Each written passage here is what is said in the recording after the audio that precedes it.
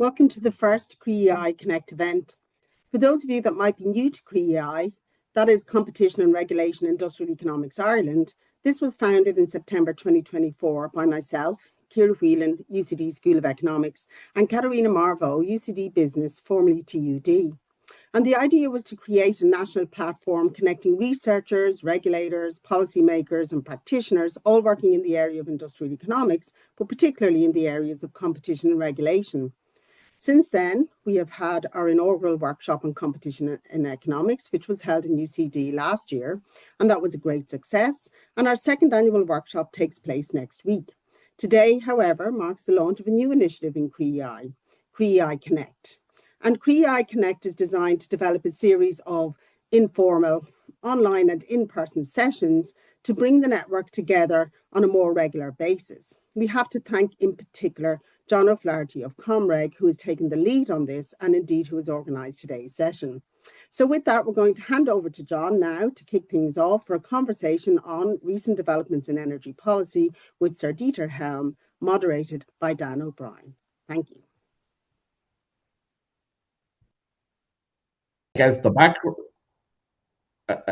background of the ongoing climate crisis, and they're going to do all of that in less than 60 minutes, which I think is pretty impressive for anybody. For those who don't know our speakers, Dieter Helm is Professor of Economic Policy in Oxford and a Fellow of New College. He has been chair of numerous government advisory bodies, most recently the chair of the Natural Capital Committee in the UK. He has advised businesses and governments in the UK and internationally. He advised the European Commission in preparing their energy roadmap for 2030 and served as a special advisor to the Commissioner for Energy in relation to that project. He's an honorary fellow of Brasenose College, Oxford, and was knighted in 2021 for his services to energy and to the environment and to utilities policy in particular. And he's written very widely on these subjects, on utilities regulation, on energy policy, on the environment and climate change. Most recently, in his books Legacy, How to Build a Sustainable Economy, and Net Zero, How We Stop Causing Climate Change. We'd all love to know. Dan, who's going to lead the conversation with Dieter today, is probably very well known to many of you for chairing many fascinating events at the International Institute for International and European Affairs, one of Ireland's leading think tanks. Dan is the chief economist at the Institute, but he's also a columnist with independent newspapers, The Currency, and various other outlets. He's a senior research fellow at the CRIEI Institute in UCD, where Ciara and Caterina work. And he's a regular commentator on economic, public policy, international affairs, who'll be known to all of us. So we're delighted to have Dieter and Dan with us today to discuss these issues. The format is going to be a conversation between Dan and Dieter, at the end of which hopefully we'll have plenty of time for a Q&A session. And the only proviso really is we do have a hard stop at 1 o'clock, as both of our speakers have other engagements later in the day. So on that note, if I can hand over to Dan and Dieter. Thanks, John, and thanks everyone, Ciara and Caterina. It's a real pleasure. When I was asked to do this, I was thinking what a pleasure it is to chair and discuss with Dieter, who I sort of thinking is maybe the Bruce Springsteen of energy economics. So it's a real pleasure to have this discussion today. Dieter, maybe we'll kick off with the shortest term issues. My 5-year-old is now aware that 20% of the world's oil and gas comes out of the Gulf. Yet the impact on energy markets has been far more muted, certainly on the gas side, than it was after the invasion of Ukraine. Do you think energy markets are mispricing at the moment, or do you think they've broadly got it right? Well, the oil price has gone up a bit. It's nothing like the oil price in 1979, the OPEC crisis. It's certainly not the worst energy crisis the world's ever seen, as we're told by the IIEA. Is $98 a barrel right for the current short-term imbalances in the market? Very hard to tell. And anyway, it's only a proxy price because different cargoes have got very different prices. But the broader point is that this war, in inverted commas, is 12 weeks. It's very short, of which the last couple of weeks have seen virtually no exchanges. So let's say less than 12 weeks of real active engagement. And it isn't a matter of what's happened to 20% of the world's oil. It's really important to realize that what goes through that strait is stuff primarily for China, India, South Korea, Taiwan, and Japan. That's nearly all of it. So China takes 38% of its oil through the Gulf, and India takes 18%. So it's a really important impact on essentially Southeast Asia. It's really of no importance to America, since America, if anything, is a great beneficiary of the higher prices. Now the largest LNG exporter in the world as well, the largest oil producer. The US has very little interest in this game. And we were in a situation where prices were falling, and my guess is they'll go back to them. What they'll do in the short term, whether they'll go up, to crazy numbers like 150 and so on that people keep quoting, or they'll fall further down the short term. That's really about short-term imbalances. In the scheme of things, it's not a massive shock. That's fascinating that you mentioned the claims by the IEA that this was the biggest energy crisis in history. As a non-energy economist, I found that to be an extraordinary statement. Any thoughts on why that? Yes. I mean, the IEA was set up as a sort of consumers club in the great OPEC events of the 1970s. Remember, there was an oil embargo on some countries, not a closure of the strait per se. And it had two tasks. One is to coordinate the release of strategic stocks, not to decide, but to do a coordinating job. There had to be somewhere where everyone rang up and discussed, well, what are you going to do, America? What are you going to do, Britain, etc. Right? So it's a talking shop to fix that up. The second thing is to collect statistics. And that's what it should do. And that's a perfectly sensible role. But it's tried to turn itself, like many organizations do, into something that justifies a bigger budget and a bigger role. So we now have soundbite after soundbite from the IEA. More extreme, the better, because it gets the headlines all over the newspapers. But, energy policy isn't determined by the IEA. It's determined by the three big players plus the runners-up. So China, with burning over 50% of the world's coal, the US with huge resources of virtually everything, and Russia with lots of oil to supply, plus then Indonesia, Brazil, Canada, Japan, and Saudi Arabia, Iraq, and a bit Iran. It's a national issue. And a sovereign issue, and it's never been anything else. It might be better if it wasn't, but that's the way it is. We talk a little bit about something again that I think doesn't get enough attention, is the dynamic nature of energy markets rather than just the static. This 20% figure constantly gets mentioned.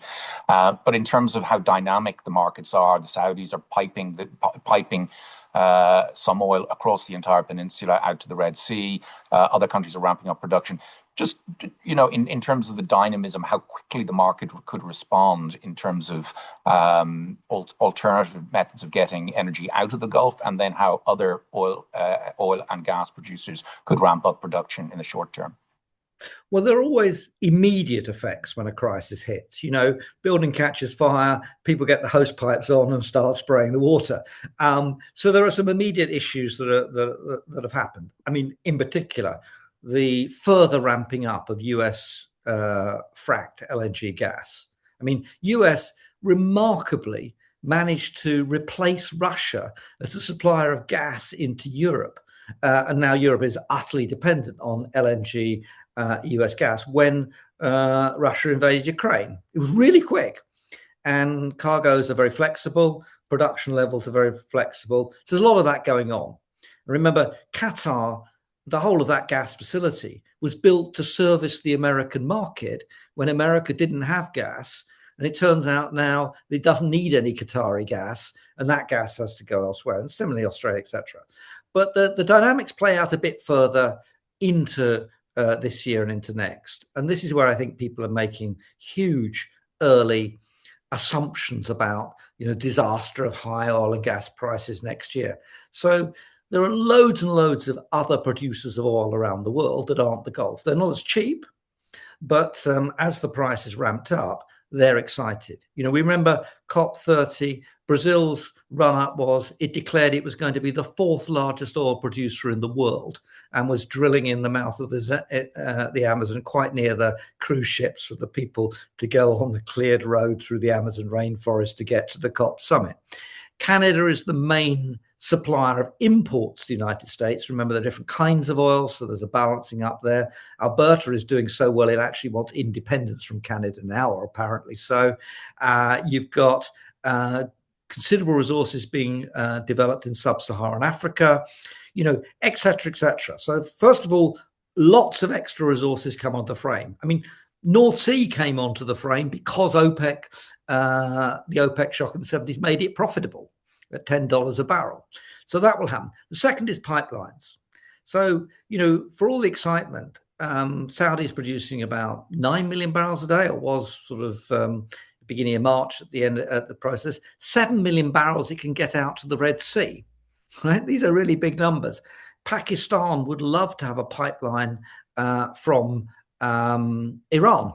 And then there's northern routes to come out of Iraq. Now, ships may be better and cheaper and able to be more flexible around the world, but pipelines are there. And people mustn't get carried away with thinking, oh, they're terribly expensive. I mean, China's discussing pipelines from Siberia to the industrial core of China. And it's just about steel pipes and facilities. So we will find a lot more working around the Strait of Hormuz, as has already happened. It's a massive own goal for Iran in the medium term.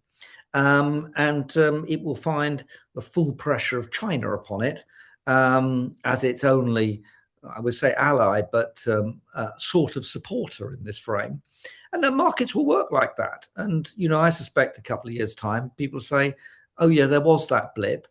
And it lasted, not even as long as the first Gulf War. Markets took it as a signal to look elsewhere and develop other resources. New pipelines out of the Gulf were developed at speed, and new pipelines elsewhere around the world. So, and then we had all the flexibility from coal. I mean, people forget that on the gas side, the substitution available, given the damage to Qatar, is just a switch from gas to coal in producing electricity. And that there China has fantastic scope. 55% or something of the world's total coal burned in China, building 400 gigawatts of new coal power stations. It flexes this in order to accommodate, and of course, as well, has very large strategic stocks. So, yeah, markets work. Where is China keeping all this oil? I don't know off the top of my head where it's stored, but there's the storage. I mean, we don't even know how much there is. It's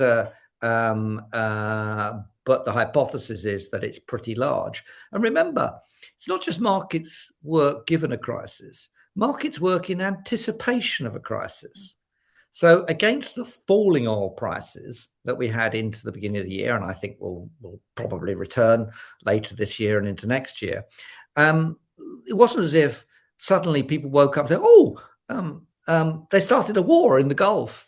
There was a huge build-up, and what people did was do what they could to position the ships, to get as many cargoes out as they possibly could out of the Gulf, and to build stockpiles.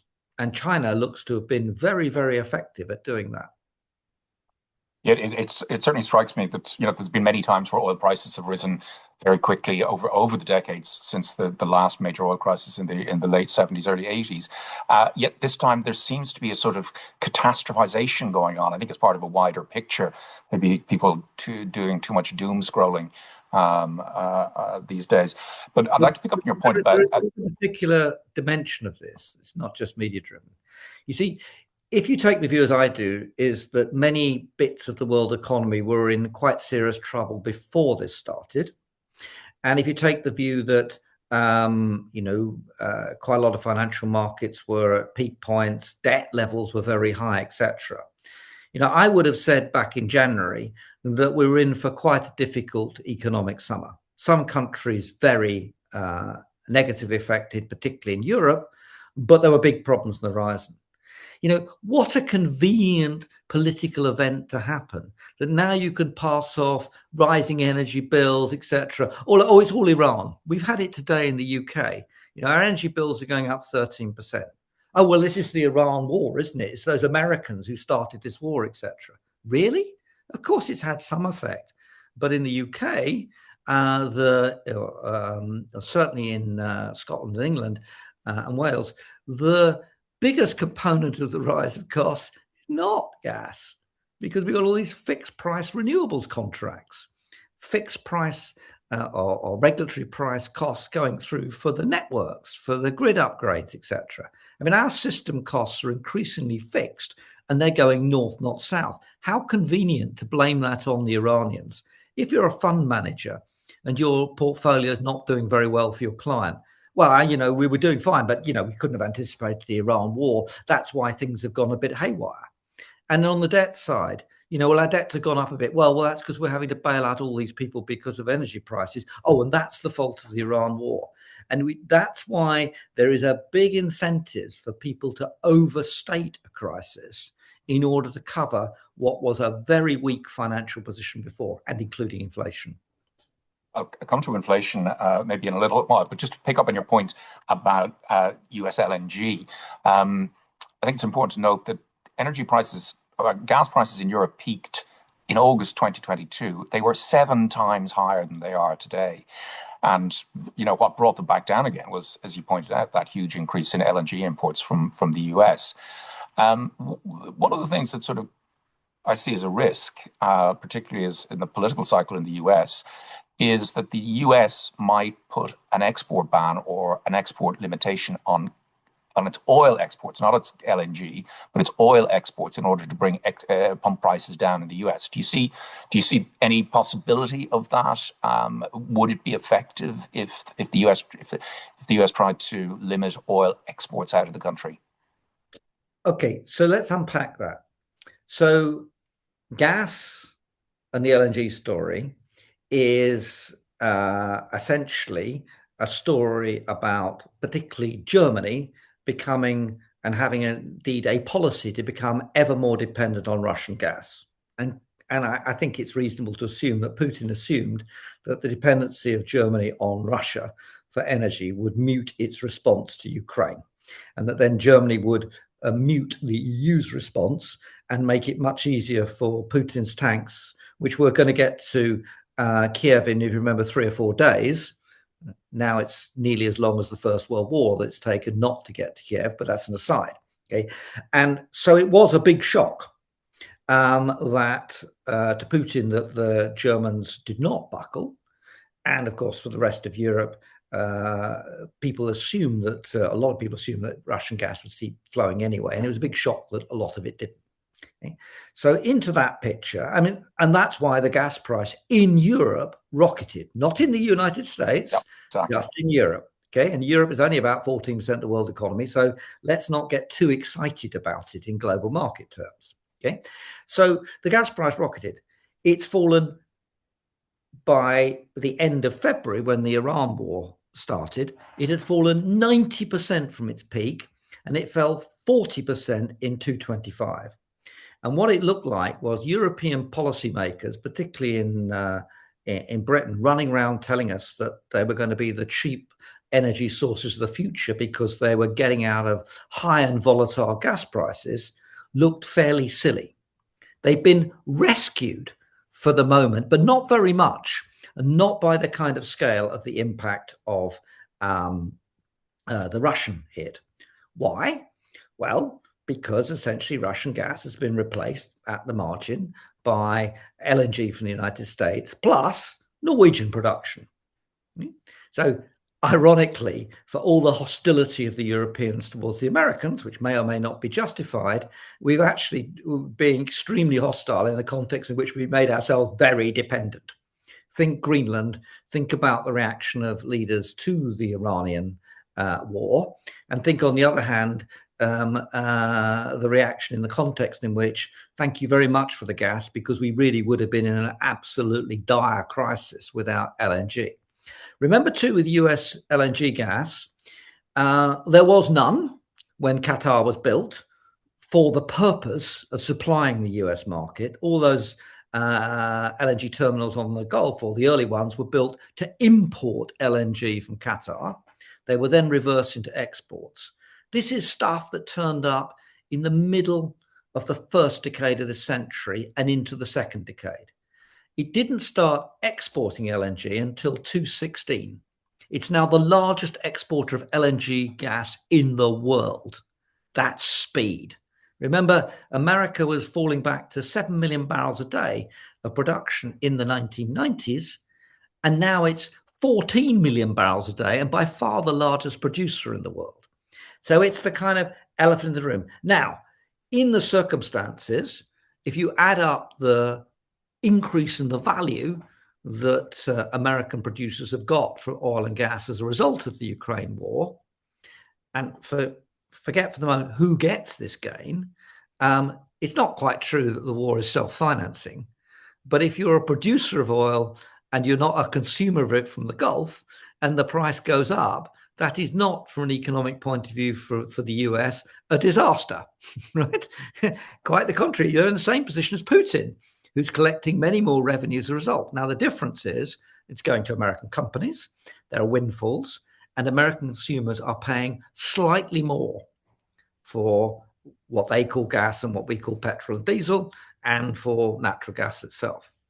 If the president wanted to focus on an entirely American-only policy, and he wanted to improve the position in the midterm elections in November, you might think, well, obvious point is to just flood the US market with a huge surplus of oil and gas, and down will go the prices.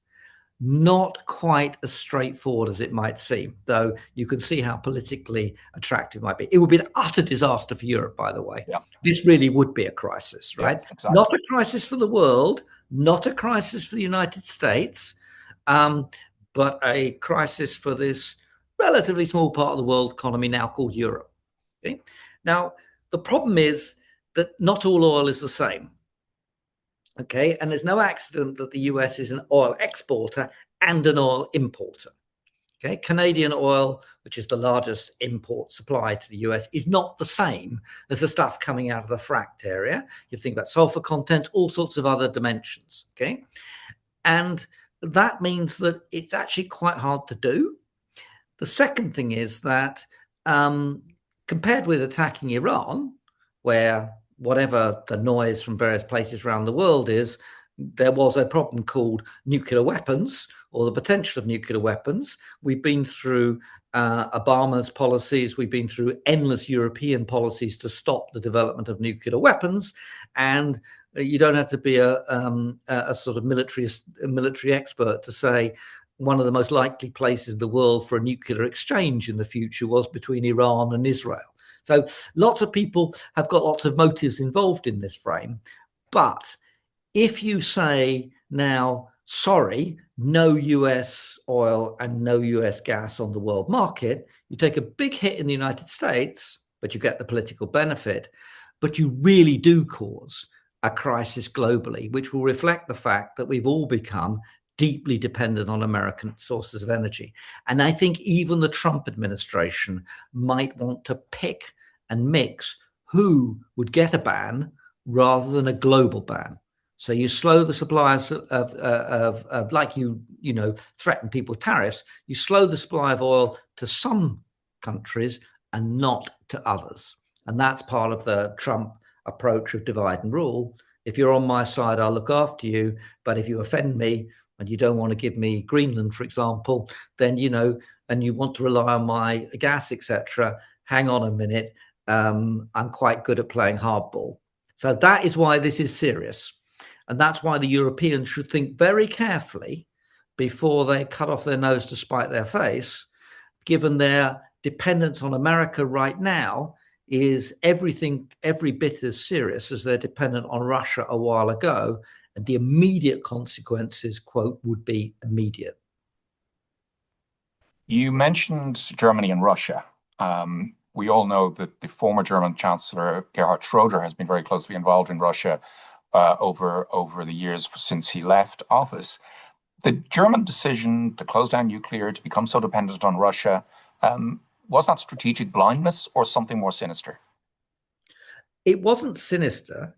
It was an absolutely rational position to take if you believed in the overall foreign policy attitude of Germany to Russia since the Second World War. Ostpolitik was all about, before the reunification of Germany, all about the old Cobdenite idea that if you built up more and more interdependencies and trade, war would be much less likely in the future. And it did bear some results. It did make life easier in Eastern Europe before we got to the Gorbachev era. And that integration, which Genscher in particular perfected, but was carried through to Merkel and Schroeder. Merkel, if you read her autobiography, has very little to apologize for what she left Germany dependent upon. And it was absolutely critical to reunification going forward. People think it was just a slam dunk that Germany East and West were going to merge. Actually, the relationships that have been built up, including by Helmut Kohl, were part and parcel of that framework. So what went wrong with the invasion of Ukraine was that the Germans never really learned the lesson of the invasion of Crimea or Georgia or South Ossetia. They never properly analyzed the risks of Putin's attempt to blatantly rebuild the Soviet Union from what he described as the greatest disaster of the 20th century, which was the implosion of the Soviet Union. So Merkel's commitment to the Nord Stream pipelines was very consistent with Schroeder's. And that tells you just how big the political consensus in Germany was. It was a huge mistake. Many people, actually including myself, wrote about Crimea, about Georgia, and about how risky that pipeline was, all those double pipelines. And remember, it wasn't just a pipeline to bring Russian gas into Germany. It was a twin pipeline designed to go around the outside of the Baltic states and Poland, who were member states of the EU. I mean, it's quite extraordinary. And they have come to regret it. So now they face what you might call China 2.0, which is the utter assault on their car industry. They are beholden to China for critical minerals. They don't have gas from Russia, although much of German industry is clamoring to get it back, and I wouldn't rule that out. They're very dependent on Norway, and they're very dependent on the United States, and they have no nuclear power.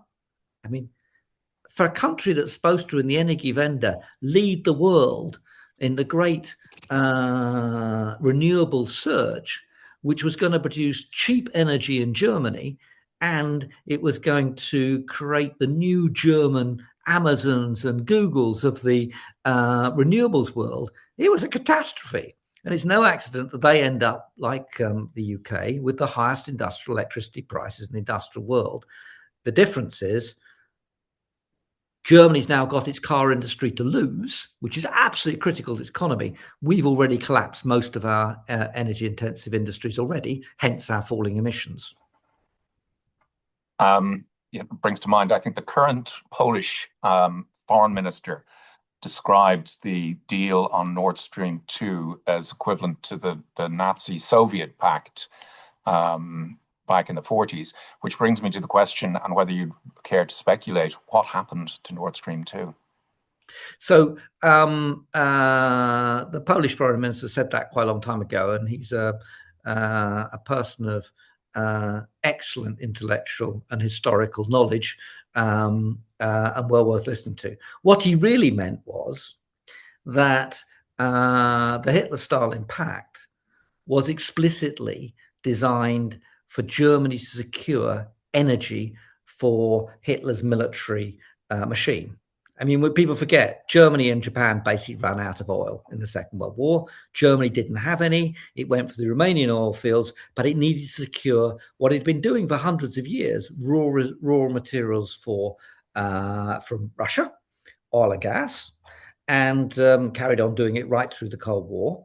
And what Stalin needed was machine tools, industrial equipment, and even, I think, one military boat was part of the exchange. And it was buying time. This wasn't buying time, Nord Stream 2. This was a permanent wiring up or commitment of Germany and Russia to this gas exchange, which had worked well for the last 40, 50 years. It's blown up. Now, what's its future? Well, you really have to answer that question by asking, what do you think is going to happen in Ukraine? So if the Putin strategy continues, take bites out of Estonia, all the cyber attacks, taking out from Kaliningrad the GPS for the British defense minister. I mean, if you're in the Baltics, this is really serious stuff. It's ongoing, and they see themselves in a kind of quasi-war situation. If this goes on, the Germans won't go back, and the pipeline will remain there lying on the seabed. If Ukraine arrives at some kind of ceasefire or deal, then the pressure from German industry to take gas back from Russia should not be discarded, but not soon and not substantive. And again, partly depends on politics too. Remember, the AfD is the most popular party in Germany, and it's very pro-Russian. And that's also part of the frame. But the consensus frame between the SPD, who were, well, the Labour Party effectively, who were more pro-Putin than the Conservatives, the CSU and CDU, Merz is very hostile to further gas flowing from Russia. And so that American dependency remains stark. And the pivotal position of Norway, of course, remains too. Looking around Europe, Spain these days is sometimes lauded for its shift to renewables and its lower price that you've alluded to a number of times. That promise that there would be cheap renewables.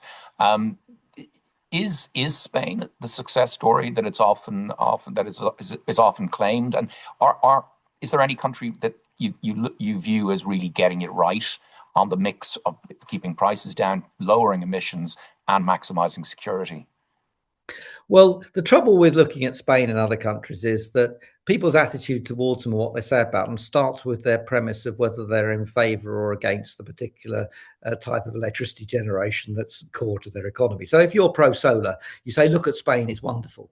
Right? If you're pro-gas, you don't say that.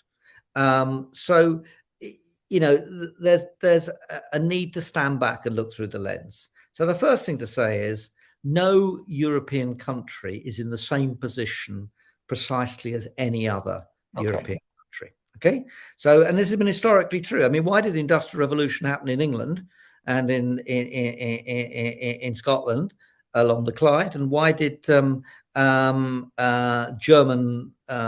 area develop? Answer is they had lots of coal. Why did France go for a massive nuclear program? Answer, it didn't have much coal. It's quite expensive, the stuff on its eastern border, and it had all the problems with Algeria. That's the background frame. So we're different countries in different places. You know, England and Wales, Scotland, we've deindustrialized so fast that, you know, I think weekend before last weekend, our peak demand was something like 12 gigawatts. I mean, you know, it's extraordinary how these frames change. So each country has different circumstances. A country like Germany, you know, it's natural it would have lots of nuclear power stations because its coal is dirty brown coal in particular. And it wouldn't bother with solar or rooftop solar because it's very dark and pretty damp, exaggerating. But you wouldn't think of Germany as a natural place to spend billions and billions starting a solar industry, which took off in China. But you might think that Spain has got a lot of sunshine and quite a lot of space, and solar's a pretty good thing to do there. But you do have to back up the system, and you do have to learn the lessons of what happens when you become very dependent on intermittent renewables as opposed to quite dependent. They're very different outcomes. So I wouldn't draw any conclusions in any particular case. Each country is different. You know, I wouldn't recommend a massive solar program for Ireland, looking at the weather forecast on a regular date. But, you know, it's got quite good wind flows, et cetera, et cetera. So let's establish that everyone wants energy security, everyone wants reliability, and within the space of that, everyone wants low energy prices. Oh, and they'd quite like to do something about climate change. And never doubt that the bulk of the population is more interested in the price of energy than whether it's clean or not. We might be very interested in climate change, but that's a minority sport when it comes to, are you prepared to pay the price of doing so? And that's the debate we have here, which is that, is it a great idea to have the highest industrial electricity prices in the developed world, right? You know, is that a good way to go? Is that helping the climate? And that's why our debate is now so fractured, because we were sold a story that we were going to have clean energy. It's not actually clean, it's cleaner. Look at the supply chain, how dirty it is for a battery in your electric car. I've thought about that and realized I'm not quite the virtuous person I thought I was. But look through that. But we were going to be the clean energy superpower. We were going to have cheap energy, and renewables were going to be the future because they were going to be cheaper. Well, I don't see any industries flocking to the UK, energy intensive industries, to get access to our very cheap offshore wind, in inverted commas. And I see a cascade of economic consequences pushing production to more polluting countries. And just to be clear about this, in the last couple of years or so, we've lost Grangemouth to be turned into an import facility. That's the largest refinery base. Ironically, importing now diesel from places like India, I think, who are taking the oil from the Gulf, and that's why we're badly affected in this frame. We lost the Exxon refinery, I think, in Scotland. We've lost one of the refineries in Hull. The steel industry's basically collapsed. The car industry is back to the output levels of the 1950s. The fertilizer industry is closed. The fiberglass industry is closed. This is all within the space of the last 2 or 3 years. And that's the consequence of, in a world economy where energy prices are stunningly lower elsewhere. We're used to the idea that there's cheaper labor elsewhere, but there's cheaper energy elsewhere. And capital is mobile. You know, if you want to adopt a policy which results in very, very high energy system costs, you're not necessarily going to do a great thing for climate change. In fact, you might make it worse. And you're not going to take your population with you either. And it's not necessarily going to be very secure. Wow, sobering. A couple of questions. I met a guy at a conference in Brussels maybe 10 years ago who was involved in the solar industry. And of course, people involved in a particular industry are likely to be more upbeat about it. But he maintained that the capacity to get energy from solar is the technology is improving so much that even countries in more northerly parts of the world, such as ours, would be able to benefit from solar. Can you talk just a little bit about the technological advancement in solar and whether it's an option? So solar has a huge amount going for it. Okay, I mean, most of our energy is solar, produced by nuclear fusion in the sun. Okay, I mean, even oil, gas, and coal are, historical solar.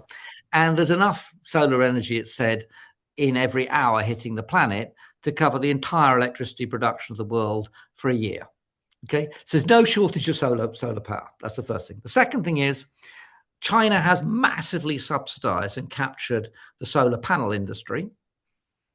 The costs of a solar panel are not the price you're paying. You're getting dumped, right? 80% of the world's solar panels come out of China, made with coal, by the way.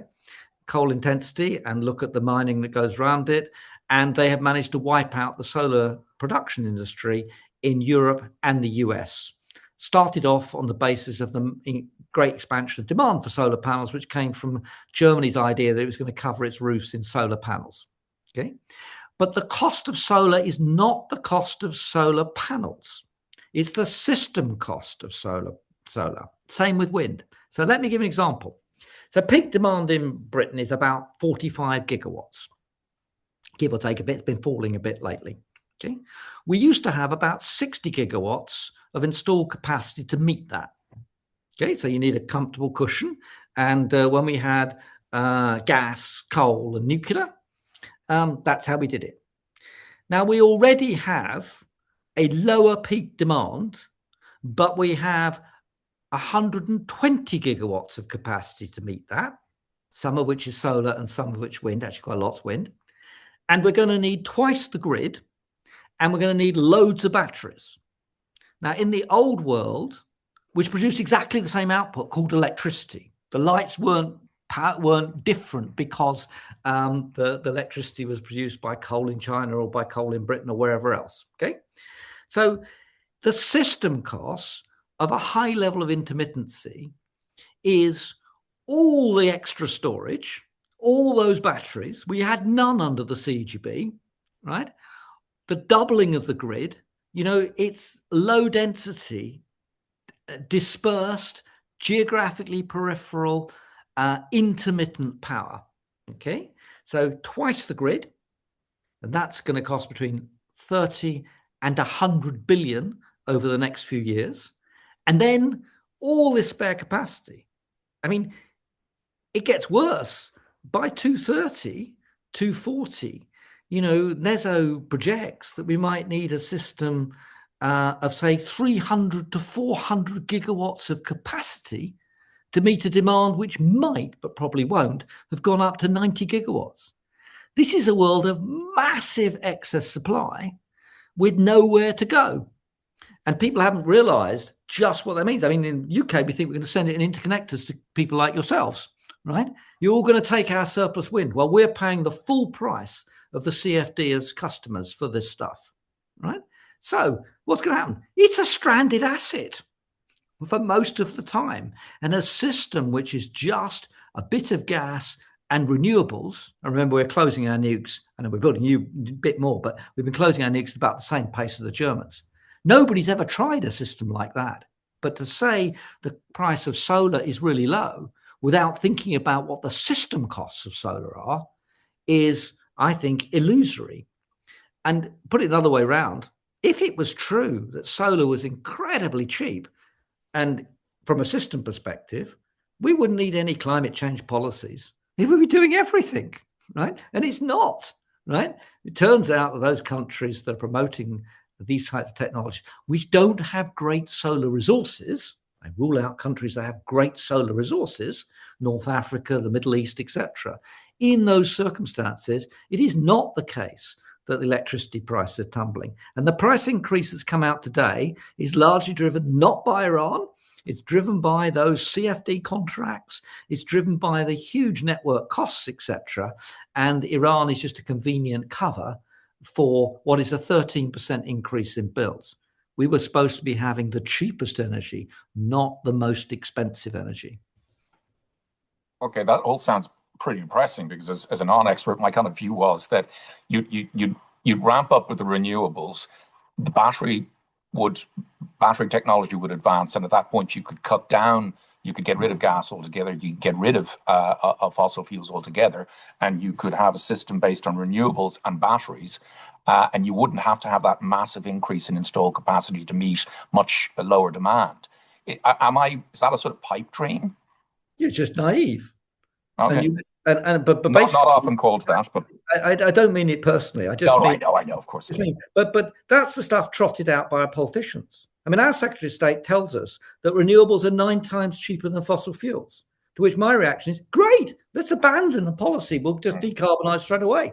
I mean, there is the question of the huge amount of carbon in the supply chain to make the stuff, including your panel and your wind turbine, and to mine for the minerals and all the stuff you need for the batteries, like cobalt from the Congo, lithium, nickel, copper, etc. There's a massive amount of emissions associated with this process.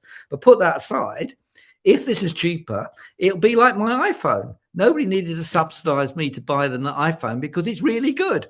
I mean, other phones may be better, as they say. But the reason that we're spending all this money on these policies is precisely because they are not, unfortunately, cheaper. And looking at the prices around the world, this is revealed in spades. And for Europe, this is really serious. If Europe energy, and I was involved in the Draghi report, is 4 times more expensive than the American energy, and twice or more or worse than China, how exactly is Europe going to be anything other than either a museum or mausoleum? And you can discuss between the two, because the future industries that are coming to the world are energy intensive industries. They are 24/7 firm power, digital, AI enabled, data centers, etc. These are industries which are going to make the energy intensity of the sort of 19th century stuff look trivial. And in that world, why would you locate in Europe? Let alone, why would you locate on the on the east coast of Scotland to get close to some of that offshore wind, which is supposed to be so cheap? You want 24/7. You do need the backup. And the batteries, you wouldn't need them, but I'm very in favor of batteries. Okay. But the second point is you have to have an enormous leap in faith in technological advance in batteries that they're going to solve the winter problem. Right? I mean, batteries are quite good for solar in summertime, etc., because they give you a shoulder into the evening and a shoulder for the morning. It's great. I mean, I have a couple of significant batteries and a wall of solar panels, but it doesn't solve my problem in winter. And if you do solve the problem in winter, particularly as you get further north, do bear in mind it might be very costly to do it, right? And I'm not in favor of maximizing fossil fuels. I'm passionate about climate change. I just want to be climate realistic about where we are. You know, the big problem about getting out of gas is that gas is really good stuff. It's really flexible. It has an international market. There's plenty of it, and it doesn't need any batteries, and it doesn't need any extra grid for having lots and lots of tiny gas power stations. These are the challenges we have to take on a system basis if we genuinely want to decarbonize. Mm-hmm. Okay, and you're right. I have been naive, and this conversation has been quite transformative. So I really appreciate that. Look, can people indicate if they want to ask questions in the final 10 minutes? If you could put it through the chat, because for some reason I can't see all of the screens, all of the people on there. So if you just put it through the chat to indicate that you want to come in, and if you want to say your question or you want to put it in the chat, do it that way, and I'll put it to Dieter. But one sort of technical question on gas. We in Ireland are in this extraordinary position. We're one of the most gas dependent countries in the world.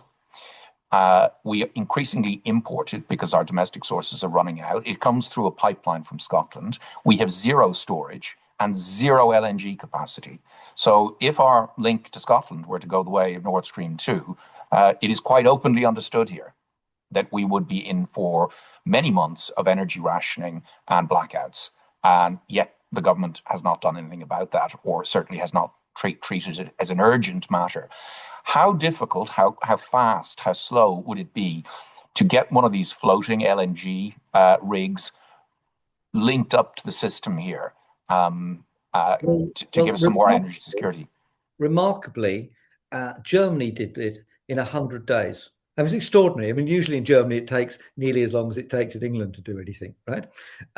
So this is not particularly technically difficult, right? The question is where you're going to get the cargoes from. Have you got the port facilities and all the other bits and pieces around it? But that's not there. The real problem for Ireland is that almost all interesting solutions to Ireland's energy issues are best thought of in the all Ireland's / EU context. Right? And the disaster of Brexit, as it's now appearing to be, is just one more obstacle to fully connecting those markets. And you're right about the Scottish pipeline. I mean, Putin's submarines are going around Britain and its ships, working out, and particularly in the Irish Sea, but also the North Sea, working out which bits of infrastructure it could take out, like Nord Stream 2. And Nord Stream 2, extraordinary. I mean, a few divers, you know, a couple of devices, clear off for some time, and then sometimes later just make them go bang. And any quasi-war, any military pressure, any of the kind of deniable activities would start, as they have been in the Baltic, with the regular cutting of cables. So you should think also about the cable connections for electricity to South Wales, as you should think about the gas link to Northern Ireland. But the idea that Ireland could be secure self-reliant or even self-sufficient in energy is really an idea more suited to the 17th and 18th century. But even then it had to import the coal. So there has been a claim. Now, again, I certainly haven't been naive on this because it's mostly come from the wind industry, but claims that because the wind offshore in the Atlantic, there's so much, it's such a good place for wind, that Ireland could be the Saudi Arabia of wind. I take it from what you just said that is an absolute load of nonsense. I mean, I do think that Ireland is, if you look at its opportunities, wind is a big opportunity for it. Right? It has good wind flows. North Sea is very good for wind. Around the world, these are some of the best locations, and you'd have it. But the question is whether you want 24/7 energy or you want intermittent energy. And that's the question of how you balance intermittency against security and reliability. And you've relied on coal historically, and you rely on gas. And we desperately depend upon gas. We're going to still have to have apparently 35 gigawatts of gas stations available running 4% of the time. Just think of the economics of that, by the way. So it's part and parcel of the frame. But that is then the question: secure and reliable and dependable and 24/7 in which geographical domain? And what I'm saying is the all-island domain is a better way to think about that problem. So interconnects, etc., are all part of the frame, plus wind from where it's from, plus your standby gas position, plus interconnectors to nuclear in France. These part of things. Unfortunately, the all-island solution is not good enough in itself because our energy policy is so skewed in a particular direction that we're ourselves extremely vulnerable. So if someone blows up the Langeled pipeline between Norway and the UK, that's 30% of our gas. Bang, right? That's a disaster, right? So you don't think it's just your pipeline from Scotland that you should worry about. And so you have to ask, what's the balance around that? And I think it's fair to say it's only in the 2020s that people have finally begun to take energy security seriously in a way they used to in the 1970s and early 1980s. It's a neglected topic, and the public and the voters won't tolerate either the neglected topic of how expensive this stuff is, or secondly, they won't tolerate the lack of security when, quote, it's found out. I'm trying to end on a sort of an upbeat note, and as a staunch believer in the wonders of human beings to innovate and generate new ideas and new ways of doing things. Small modular reactors. Is there a day coming where you could take one of these off the back of a truck and plug it into a data center? How far away is that? Are you optimistic about small modular reactors being at least part of the solution to our energy and climate issues? So the way to be optimistic about how energy policy and climate policy might emerge is to be fundamentally realistic about where we are now. Okay, and stop having little fantasies about how it's all going to be solved with simplistic answers. That's the first thing. Second thing, stop being naive about technology. So in my lifetime, I've gone from a Tipex and carbon paper and Olympus portable typewriter when I was writing my thesis to a world of which is a cornucopia of information technologies, including doing this session now, which I couldn't remotely imagine. Now, in a quarter of a century's time, given how much is developing on the technical process, all sorts of possibilities are there. Okay, and we might look back and think how naive we were to think that we were going to do it in these particular ways. One of these is small modular reactors. Okay, and the term covers all sorts of sins, right? Some are really small, 50, 60 megawatts. Some are very small. They're in submarine ships and all sorts of other stuff. Yeah. More of them, like the current ones proposed, are really just small nuclear power stations, 500 megawatts, 300 megawatts, etc. And they're basically bastardized PWRs. Is this technology capable of being deployed at scale and at speed and independent of the location of existing resources? Yes. Okay. So I think I read in the papers last week or the week before, in the US, they flew a small modular reactor to a particular location. You know, the idea of producing loads and loads of small nuclear reactors in a huge manufacturing center and sticking them on ships and planes and trucks is not science fiction. That's perfectly possible. It depends upon whether there are orders to do it, what the costs are, and whether politicians and electorates are prepared to contemplate that kind of nuclear power. But if you're looking for game changers, in the sense of what could make the world very different, it is possible to imagine a world in which most cities have their own nuclear reactors. Much of shipping is driven by small nukes, and local supply powers are placed, and they're movable. But the point for Europe to understand is we are not a cheap production base. You wouldn't make factories producing loads of small modular reactors in a country in Northern Europe with very high labor costs, very, very high energy costs, because it's an energy intensive process to make them, and very, very high costs of capital because of the debt levels. This is going to be produced in the States or somewhere else, or in Southeast Asia, and we're going to be importing them like we'd be importing the solar panels. So it's a possibility, but you never design energy policy knowing which technology you know is going to win, or knowing that gas pricing will be high and volatile and that renewables are 9 times cheaper than gas, as our Secretary of State does. Energy policy should be designed so that it is there flexibly to respond to the developments in the market, the costs, the technologies, etc., as they come along, and promote the technologies. Dieter Helm, it's been a real pleasure, transformative for me personally, so particular thanks for that. And on behalf of UCD, I can say thanks also for giving us your time today. It's been a real pleasure. Thanks a lot. Thank you very much for listening. Thank you.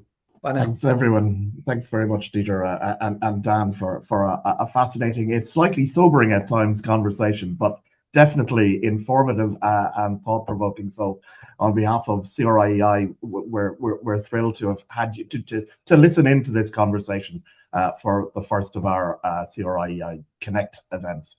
Thank you very much. And thanks to everybody for joining us today. Thank you.